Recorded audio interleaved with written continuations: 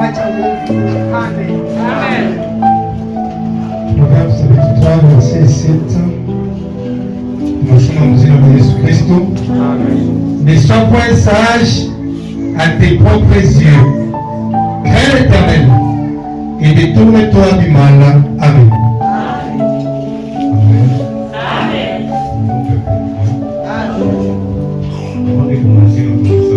Kabla ya kwanza mjumbe wetu,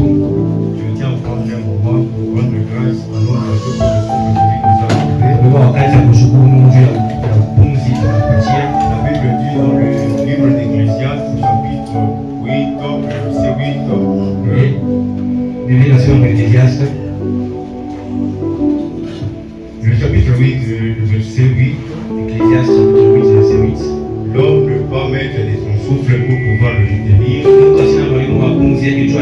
Et il n'a aucune puissance sur le jour de la mort. Ce qui montre que si nous vivons jusqu'aujourd'hui, Inaonyesha kama tunaishi tena mpaka leo. c'est pas qu'il y a pour ne pas être Dieu qui est l'auteur de notre existence. Juu kwa sababu kuko Mungu kula na pia maisha. Je bénis encore Dieu de t'avoir réuni au Seigneur. Tukitaka Mungu kwa kutuweka tena hapa. C'est qu'il y a une chose bénéfique pour nous. Kile kitu cha faida sana kwetu. Car il est dit dans sa parole, Nasema muneno là où deux ou trois sont réunis dans son nom, pale bawili watakuwa wamekusanyika mjina lake. il est au milieu d'eux. Tuko pamoja nao. Laissez-moi vous dire le fait que Dieu d'être au milieu de nous, Acha niambie kwa kukutana tena hivi. c'est pour premièrement proclamer la délivrance aux captifs. Tutangaze ufungulivu kwa wafungwa. Laissez-moi vous le faire voir encore. Le Acha fait que niambie Dieu tena. d'être au milieu de nous, Sema katikati yetu. c'est pour publier une année de grâce. Tuja kutangaza mwaka wa neema. Amen. Amen. J'ai dit merci à notre pasteur, Nasema asante kwa pastori wetu. ainsi que le collège des anciens pour la confiance envers nous. Kwa baraza ya wazee juu ya confiance wetu. Pour commencer notre message, Kwanza mjumbe wetu. je vais tout d'abord commencer par définir le terme clé de notre thème qui est entre autres le pragmatisme religieux. Nitapenda ni tafsiri mbele shina yetu. Mais par ici, je signale déjà que notre thème va reposer sur trois petits points. Sema shina yetu itaikala pa maneno tatu. Alors commençons par la définition. Tuanze kwanza kwa kutafsiri. Le pragmatisme religieux, qu'est-ce? Pragmatisme religieux kusema nini? Par définition, le pragmatisme religieux est une approche qui évalue Ni mambo moja inaangalia la valeur de la foi en fonction de son impact, premièrement sur le comportement, kuangalia hatua ya imani kuendelea maendeleo, deuxièmement sur les relations interpersonnelles, kusema relation ya mtu kwa yeye peke yake, et troisièmement sur l'expérience personnelle. na kwa namna kwa experience ya mtu yeye peke yake. Le pragmatisme, c'est aussi ce concept qui met l'accent sur l'idée que Ni pragmatisme ni inatupatia mawazo ya kusema les observations concrètes et les expériences personnelles kuangalia kwetu na vile tunaishi jouent un rôle central dans la compréhension de la pratique de croyances religieuses. na matendo ya vile tunaaminia. Qu'est-ce qu'il faut comprendre par là? Tunaelewa nini bali? Le pragmatisme, Pragmatisme c'est une approche qui met l'accent sur l'expérience personnelle ni ile inatupatia kuona vile tunaishi maisha avec yetu comme objectif renforcer na kikuzio cha kukamilisha la spiritualité individuelle. kukamilisha kiroho chetu kiroho kwa upekee. Donc, il vise l'action et encourage l'engagement pratique Inaona matendo na kujitoa kwa upekee. pour donner peut-être plus de lumière sur le terme pragmatisme. Nous allons dire ceci. Kuleta mwangaza zaidi sana tutasema hivi. Le pragmatisme religieux est là pour créer une approche de la religion qui est dynamique et orientée vers la vie. Iko kuja kutupatia nguvu muhimu watu wa kujitoa vile tunaaminia. Amen. Amen. Alors, quand est-ce que le pragmatisme religieux devient un obstacle à la victoire? Kwa wakati gani ile matendo yetu ya vile tunaaminia inatupatia ushindi? Puisque notre thème de ce matin est intitulé le pragmatisme religieux ile tunatenda dini yetu est un obstacle à la victoire. ni kibambashi ushindi yetu. Avant d'y arriver, Je J'aimerais faire voir à quelqu'un quelque chose. Lequel? Lorsque Dieu a créé l'homme, il a créé ce dernier dans l'idée que l'homme devait accomplir une certaine mission ici sur la terre. Laissez-moi déjà vous rassurer que quel que soit votre niveau de spiritualité, vous avez une mission. Vous avez une mission à accomplir vis-à-vis de votre famille.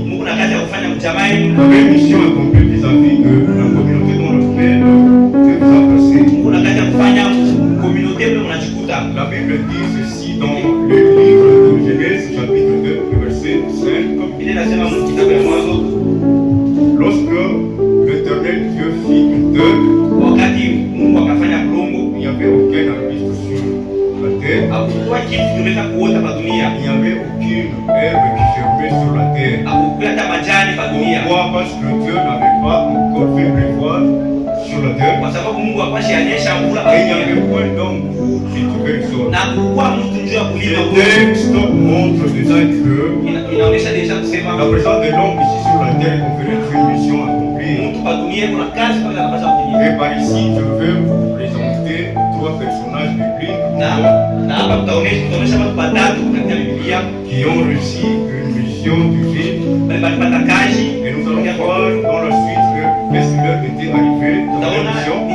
Et ça sera pratiquement sur ces trois personnages que nous allons vous inspirer pour la suite de notre message. Le premier personnage que je vais vous présenter, c'est Samson. Samson qui est dit? Samson est le fils de Manoah. Il a été choisi par Dieu comme un Nazaréen. Et signifie il a été dédié pour consacrer à Dieu. Samson, par rapport à ce qu'il avait comme mission, il devait observer certaines règles pour rester vite pendant la période de Nazaréa. Quelles sont les règles que Samson devait observer? Samson en tant que Nazaréen, il ne devait pas boire du vin. Ça c'est la première règle. Samson en tant que Nazaréen, il ne devait pas se raser la tête. Samson en tant que Nazaréen, il ne devait pas entrer en contact avec le mort. Tout ça c'est pour lui permettre de rester vivre pendant la période de Nazaréa. Quelle était la mission de Samson? La mission de Samson était principalement celle de délivrer le peuple d'Israël sous l'oppression de Philistins. Mais celui-ci n'a pas pu bien achever la mission comme il fallait. À cause, premièrement, de la désobéissance aux instructions. Deuxièmement, à cause de ses relations tumultueuses avec les femmes. Et cette histoire de Samson se trouve dans le livre de Juge, chapitre 3, verset 1 jusqu'au verset 25. Cette histoire de Samson se trouve aussi dans le livre de Juge, chapitre 16, le verset 1 jusqu'au verset 30. De même, le livre de Nombre, chapitre 6, verset 1 jusqu'à 21. Le deuxième personnage que je vais vous présenter, c'est Saül. Saül est le premier roi d'Israël que Dieu a choisi pour régner sur son peuple. Mais celui-ci a échoué de suivre les instructions de Dieu. Il a désobéi à l'ordre que Dieu lui avait donné concernant l'anéantissement des Amalécites. Saül, pendant sa fonction, il a préféré se conformer aux normes de gens. c'est ce qui a causé sa chute. Ile ndio ilimwangusha. L'histoire concernant Saül se trouve dans le livre, dans 1 Samuel chapitre 15, premier verset jusqu'au 25e verset. Mambo ya Saül comme 1 Samuel. Le troisième personnage que je vais vous présenter, c'est Balaam. Na mtu wa tatu tamiambia tena ni mtu wa Dans Balaam. le chapitre 22, le verset 1 jusqu'au verset 22. Nombre 22. Celui-ci Huyu mtu a voulu changer Dieu dans sa décision. alipenda abadilishe Mungu mpango yake. Lorsque Balak, le roi de Moab, lui a fait envoyer ses anciens avec le trésor, Wakati balimtumia wazee na mali na pour qu'il mafuta vienne pour dire le peuple d'Israël. juu akuya alai taifa ya Israeli. Pour la première fois, Dieu lui avait donné l'ordre de ne pas partir, mais il a exécuté. Mara ya kwanza Mungu anamwambia Et usifanye na lorsque kusikiliza. Balak, roi de Moab, a pu changer de stratégie, il a doublé le trésor. Kwa wakati banamtumishia mali, Celui-ci se rangeait dans l'optique de pouvoir changer Dieu dans sa décision. yeye naye anajiweka anatafuta Mungu abadilishe mipango yake. Qu'est-ce que je voulais dire par là? Mimi napenda niseme nini pale? Le premier personnage que je viens de vous présenter, Mtu wa kwanza wewe ananiambia, qui est Samson, yule anakuwa il a akisamia. échoué dans sa mission. La cause était la désobéissance aux instructions. Ameshinda mkazi tu amekosa kutii Et ile kwa aussi ses relations tumultueuses qui a causé un problème. na kujiweka kwake kwa mwanamke ilifanya. Le deuxième, c'est Saül. Mtu wa pili ni Saulo. Celui-ci aussi a échoué sa mission. Yeye alishinda kazi La yake. cause c'était quoi? Il a désobéi à l'ordre que Dieu lui avait donné. Alikosa kutii vile Mungu alimwambia. L'anéantissement des Amalécites. Kuua baadhi ya Et mali. le troisième qui est Balaam. Mtu wa tatu ni Balaam. Celui-ci Huyu naye a voulu changer Dieu dans sa décision. alipenda amrudishe Mungu vile anapenda. En se référant sur ces trois personnages, Kuangalia watu watatu nous allons comprendre qu'au début, utaelewa kusema c'était l'expérience. mwanzo ya ni experience ya upekee. Au début, c'était l'expérience personnelle qui a causé un problème. Ile ilibafikisha En se référant sur ces trois personnages, nous allons comprendre ceci. tutaelewa kuongea kwa watu watatu. Au début, c'était cette tendance à vouloir s'habituer aux instructions de Dieu. Kwa kwanza kulikuwa na C'est watu pratiquement watatu. ça qui a mis le bâton dans le roue. Ndio kile kiliweka mchi mpeto. Pour dire quoi? Unajua kusema nini? Au début de notre message, je vous ai présenté le pragmatisme sous l'aspect qui favorisait beaucoup plus l'expérience. Mwanzo ya mjumbe mimi niambia matendo ya kiroho inaonesha hali ya kila mtu katika vile Le anaishi. pragmatisme religieux conduit premièrement, Matendo ya kidini inaonesha nini? c'est le premier point de notre message, le pragmatisme religieux conduit à s'habituer à Dieu. Inaongoza watu bajitoe kwa Mungu. Le premier point de notre message, c'est Nukta ya kwanza message le tunasema pragmatisme religieux conduit à s'habituer à Dieu. matendo yetu ya kidini S'habituer à Dieu, inatupeleka kumzogelea Mungu. Ni kusema nini? s'habituer à Dieu, Kumzogelea Mungu c'est cette kusema nini? tendance à vouloir changer Dieu dans sa décision. Ni kumrudisha Mungu vile shie bado tunataka.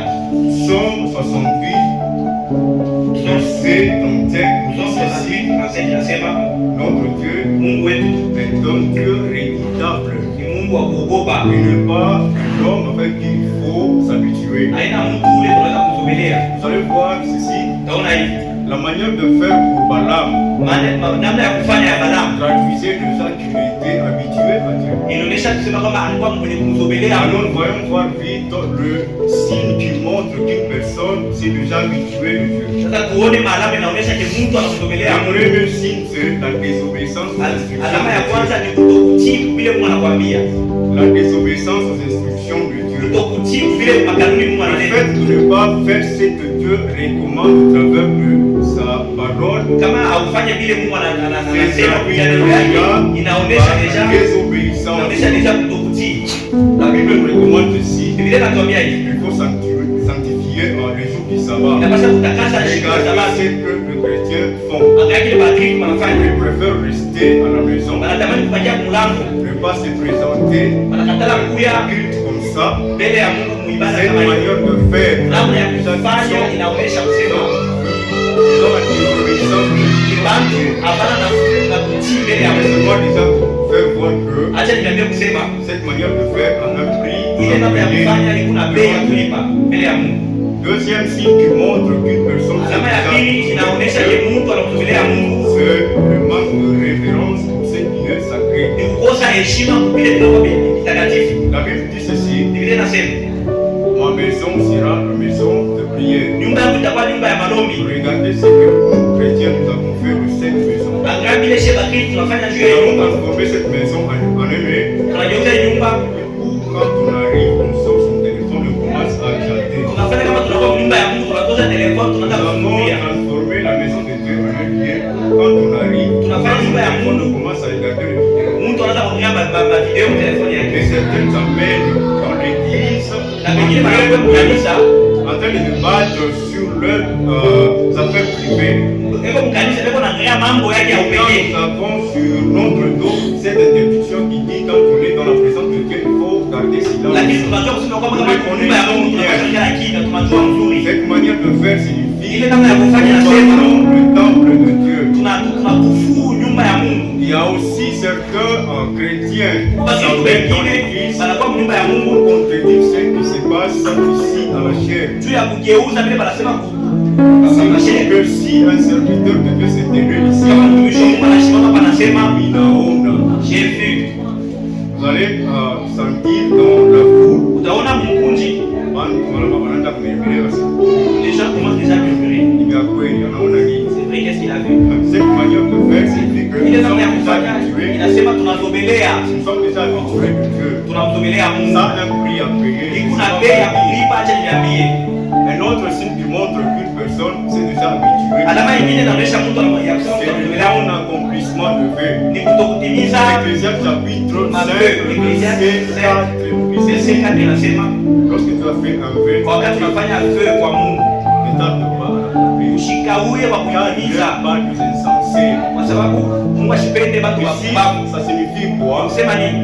C'est cet engagement que nous avons pris pour donner des offrandes à Dieu. Ile kujitoa tukujipangia tu ya kumtolea Mungu Ça sadaka. signifie aussi Il a cet fait la paix. engagement que nous avons pris pour servir Dieu. Ile kujitoa tulibeba tu ya Alors, kutumikia je pose la Mungu. question, est-ce Sasa que bila kuuliza, nous respectons cela? tunatimiza ile Si on ne respecte pas kama tuitimize le fait que nous avions pris, ile mavyo tulibeba, ça signifie que nous sommes déjà habitués de Dieu. inasema tunaisha kumtolea Mungu. Un autre point qui montre qu'une personne s'est déjà habituée Nukta de ingine Dieu, nasema ke mtu anamtolea Mungu c'est le conformisme. ni kutafuta ya kufuatilisha. Le conformisme, c'est quoi? Ya kufuatilisha ni kusema nini? C'est le phénomène social dans lequel Ni namna ya kuishi mule, les gens modifient leurs attitudes, watu wanabadilisha mahali yao, ils modifient leur comportement, wanabadilisha tabia yao, même leurs croyances pour s'aligner sur ces d'un groupe. wanabadilisha hata kuamini imani yao Et kwa souvent, c'est à kungunji. cause, Ni juu ya nini? c'est à cause de la pression sociale, Mais c'est Dieu a- à cause d'un souci. Ni juu ya masusi wala juu ya vile wanaona mbele. Oh, dans telle église, on leur conseille de ne pas donner la dîme.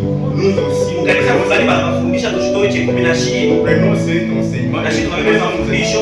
nous servir que ça. Na shii tunaanza kuitumikia. Franchement, il y a un enseignement qui se vient. Kweli kwa mafundisho Qui unafunguka. dit que Il a dans fait la mal. nouvelle alliance, il n'y a pas Agano jipya. de dîme. Hakuna ile mambo ya chetu. Quand Jésus-Christ, quand il était venu, Yesu wakati alikuya il a dit, alisema je suis venu non pour abolir la loi, kuya kuharibu mais sheria pour l'accomplir. lakini ndio kuitimiza. Maintenant, nous, ce que nous faisons, Lakini sheria c'est que tunafanya nous avons ramassé vile comme tunalokota enseignement kama mafundisho pour créer l'échappatoire juu ya kutafuta pale tutakutana chekumi inaonyesha Nous sommes kusema déjà habitués de kuweza Dieu. kugomelea Mungu. Ça a un prix à payer. Kuna bei ya kulipa. Un autre point qui montre Nukta ingine inaonyesha kusema qu'une personne s'est déjà habituée de Dieu, c'est mtu anaisha kugomelea Mungu ni nini?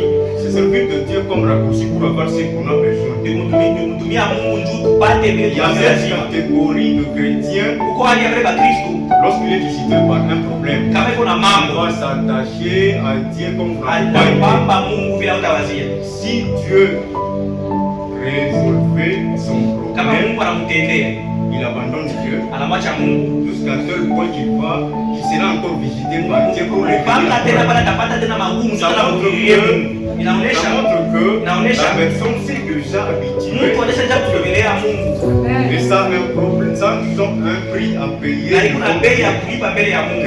prix que Dieu réserve à celui qui s'habitue à lui? Dieu finit par abandonner la personne qui s'habitue à lui. Dieu finit par rejeter la personne qui s'habitue à lui. Regardez. Dans la Bible, plusieurs serviteurs de Dieu ont été abandonnés par Dieu, comme le cas de Moïse. Moïse a fait des désobéissances, Dieu lui avait privé Canaan. C'est comme ça que nous aussi, de ce dont nous avons besoin, la cause de quoi notre désobéissance. Vous allez comprendre ceci. Si Dieu vous abandonne, la finalité c'est quoi? C'est la mort. Je vais prendre un petit exemple. Permettez-moi de le faire voir en Swahili. Nuna msori uswati jeko. Kama unabeba instrument ile unatafuta kumua nayo ile haibambe bien. Qu'est-ce qui se passe? Msori anaenda uswati jeko anaenda mkile na kachika anaanza kutenga pa wenyewe. Et la finalité c'est quoi? Il est mkila kitafari kata tenka. C'est comme ça que la plupart des chrétiens vivent dans cette atmosphère. Ils vivent dans cette atmosphère de Dieu pendant que Dieu ne va avec eux. C'est un problème. La finalité c'est quoi? C'est la mort. Lorsque Dieu vous abandonne, il vous prive déjà de ce que vous avez besoin. Et la finalité c'est quoi? C'est la mort. Amen. Je vais prendre le deuxième point de notre message. Le deuxième point de notre message, c'est le pragmatisme religieux conduit. Le pragmatisme religieux conduit à l'exigence d'appliquer les normes de Dieu. Deutéronome chapitre 28, verset 1. Quelle dit la Bible? Si tu obéis à la voix de l'Éternel, en observant et en mettant alors que l'Éternel, Dieu, te donnera la supériorité sur les nations. Et après ce verset, il y a une liste de bénédictions que Dieu promet à ceux qui vont obéir à sa voix en mettant en pratique le commandement. Le fait contraire, c'est quoi? Si on n'obéit pas, en mettant en pratique ce que Dieu prescrit, c'est que nous serons frappés par la malédiction de la foi. Amen. Vous allez voir ceci. Le chrétien d'aujourd'hui, kama Mungu tu anapromete que atampatia kitu kimwa fulani et que kile kitu inakawa sana kifike, ule chrétien anamtombokea Mungu, anaanza kukatala kufanya volonté ya Mungu, anacree na yeye ligne de conduite yake mwenyewe, pourtant anapasha dépendre na Mungu. C'est un problème déjà. Prenons le troisième point de notre message. Le pragmatisme religieux, apprendre pour acquis le péché. Le péché signifie quoi? Le fait de ne pas reconnaître ou sous-estimer la gravité d'une faute. On considère comme un acte immoral,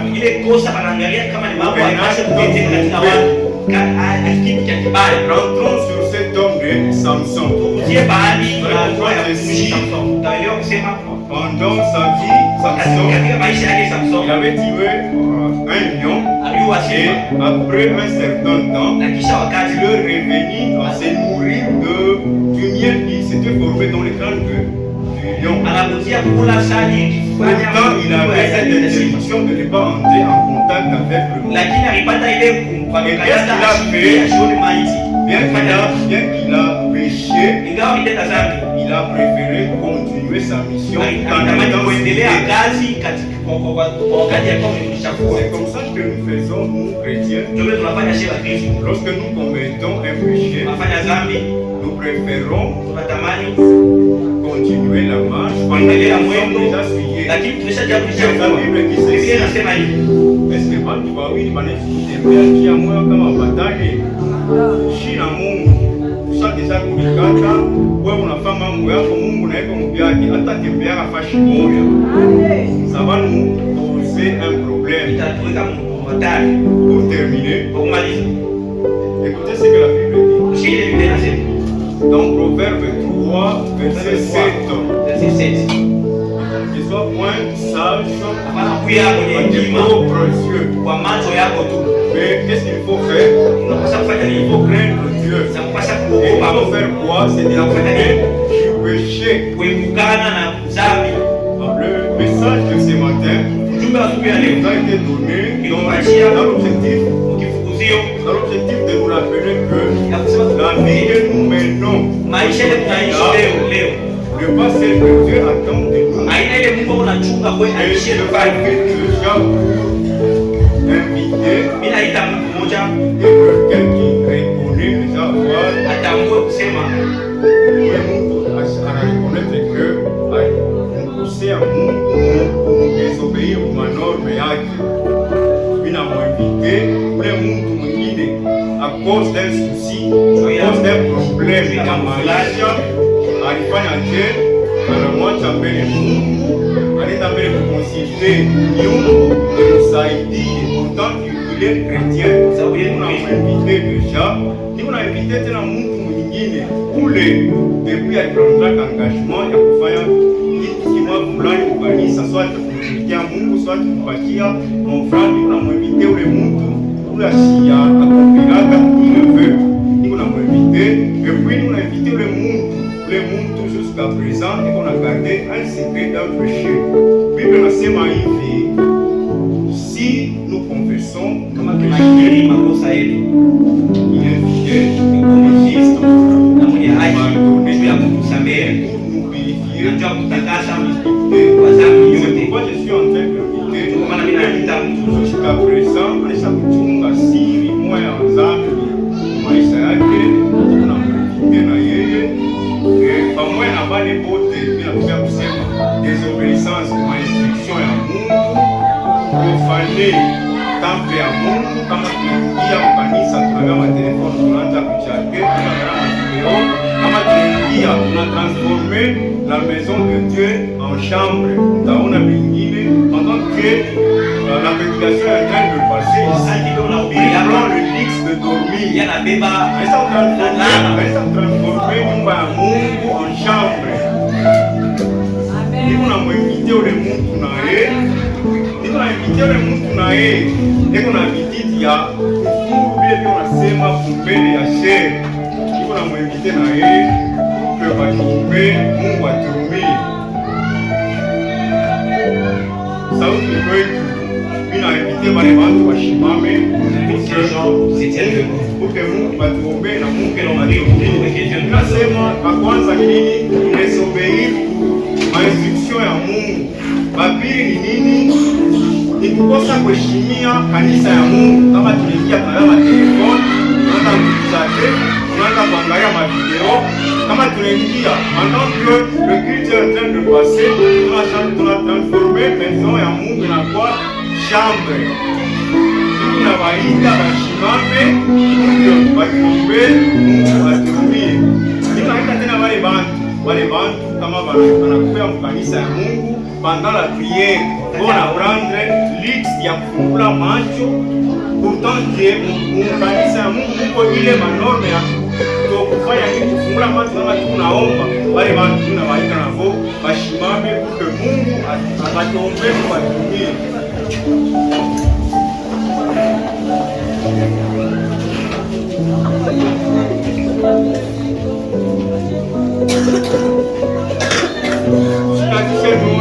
Parce que la Bible dit ceci, Biblia inasema si quelqu'un kama mtu entend mes paroles anasikia misemo yangu et ne regarde point, na ce n'est pas moi qui le juge, mais haina mimi na mhukumu, c'est la parole. neno ndio itamhukumu. Jésus-Christ continue à dire ceci. Yesu anaendelea kusema Ashukue matumia juu ya kuzimu, kondani mais ashukue juu ya nini? Ya kusove. C'est pourquoi tunakufundisha mame ona reconnaître que ulienda mbali na Mungu, ulijaitiwe na Mungu. Ona reconnaître que à cause ya problème ya maisha ukatikeni kufanya mapenzi ya Mungu na kuenda konduiti yako wewe moya ushimame na wewe. Wewe naona reconnaître que là ushakuchunga secret moya zambi moya fulani ushimame na wewe mais mwile aspect ya mtu wa jua ule unachunga jusqu'à présent un secret. Eko censé après le culte kwenda kuona mzazi akonfese kama na konfese Mungu atamkulia réellement na Mungu atamvérifie. C'est ce que la Bible dit.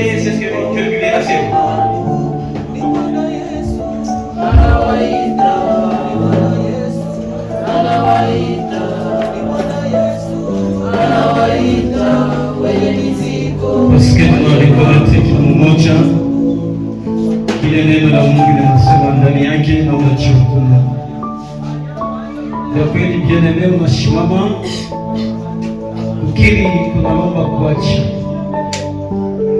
paske neno linasema si kema kumsogelea Mungu, kwa sababu unasogelea kurudilia dhambi yako sori itakufuata ni Mungu kukata relation na wewe.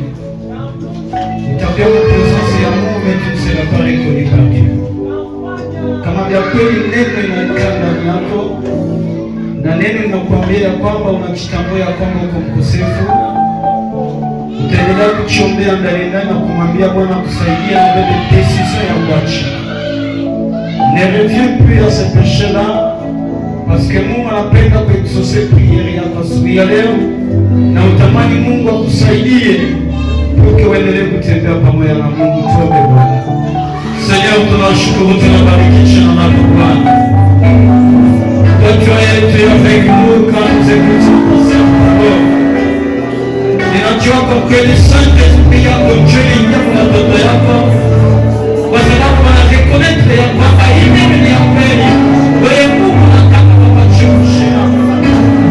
Neno lako linasema kama ukanisikia haya mbele ya Baba, na mimi mbele ya malaika nitakusikia haya. Basi taifa yako Bwana nakusikia haya. Wako wanajitambua devant toi et devant sa père. Ils sont allés en dehors de ta volonté. Na mimi nakusikiliza kwa upendo. Tunatamani Bwana wewe ukagumie kwa kila kosa unalotenda. Zimisha kila kosa Bwana, na roho yako ingie kapate kutakasika mfano ya Yesu. Mungu wa huruma ni wewe. Mwenye anajua kuachilia makosa watoto yako wewe. Kumbe Bwana, wewe mwenye kujua kweli. Wachia kali watoto yako walikukosea. Namna kali walitenda vitu vya sheria yao. Namna kali walikataa kumshikilia. Asubuhi ya leo, Mungu wetu, taifa lako linakuchagua. Taifa lako linareconnaître. Mungu usiwache katika kosa. Ninaomba damu ya Yesu. Damu ya Yesu inatakasa. Damu ya Yesu inafunike. Uwezo, mamlaka ya toba ipate kutimia. Jina la Yesu. Jina la Yesu. Amen.